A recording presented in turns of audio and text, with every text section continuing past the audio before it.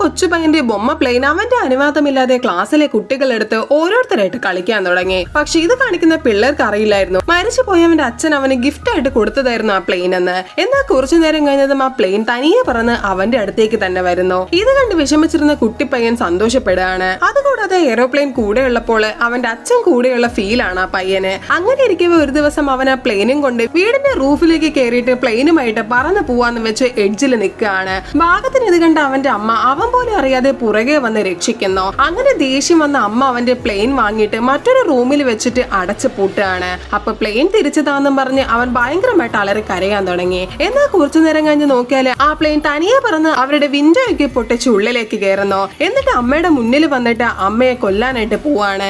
ഇത് കണ്ട് പേടിച്ച പയ്യൻ ഓടി വന്ന് അമ്മയെ രക്ഷിക്കാൻ ശ്രമിക്കുന്നു. അപ്പോഴേക്കും എയ്റോപ്ലെയിൻ തനിയെ അടങ്ങി തറയിലേക്ക് വീഴാണ്. അങ്ങനെ രാത്രിയായതും അവൻ വീണ്ടും ആ പ്ലെയിനും കൊണ്ട് റൂഫിലേക്ക് ചെന്ന് ജമ്പ് ചെയ്യുന്നു. നോക്കുമ്പോ പ്ലെയിൻ അവനെ കൊണ്ട് പറന്ന് പോവാൻ തുടങ്ങി. പിറ്റേന്ന് അവനൊരു വലിയ ടവറിന്റെ മുകളിലേക്ക് കയറിയിട്ട് അവിടെ നിന്ന് ഉയരത്തിൽ പറക്കാൻ വേണ്ടി ശ്രമിക്കുകയാണ്. പക്ഷെ പെട്ടെന്ന് അവൻ അവിടെ മയങ്ങി വീഴുന്നു. ഉടനെ പ്ലെയിൻ തനിയെ പറന്ന് അവന്റെ വീട്ടിലേക്ക് ചെന്ന് അമ്മയെ അവൻ വീണ സ്ഥലത്തേക്ക് കൂട്ടിക്കൊണ്ടുവന്ന് പയ്യനെ രക്ഷിക്കുന്നു. അവസാനമായി എയ്റോപ്ലെയിനിന്റെ ശക്തിയൊക്കെ പോകുന്നു. ആ സമയത്ത് അവൻ അതിനെ പറപ്പിക്കാൻ വേണ്ടി ശ്രമിക്കുകയാണ്. പക്ഷെ അത് പറക്കുന്നതേ ഇല്ല. അതുകൊണ്ട് അവൻ കടൽക്കരയിൽ പ്ലെയിന് വേണ്ടി ഒരു കുഴി എടുത്തിട്ട് പ്ലെയിനെ അതിലേക്ക് വെച്ചിട്ട് മൂടാൻ പോവാണ്. എന്നാൽ അടുത്ത സെക്കൻഡിലെ ആ പ്ലെയിൻ അവിടെ നിന്ന് അപ്രത്യക്ഷമാകുന്നു. എന്നിട്ട് നോക്കിയാൽ പ്ലെയിൻ പോയിട്ട് അവന്റെ അച്ഛന്റെ ആത്മാവ് അവിടേക്ക് വന്നിരിക്കുന്നു.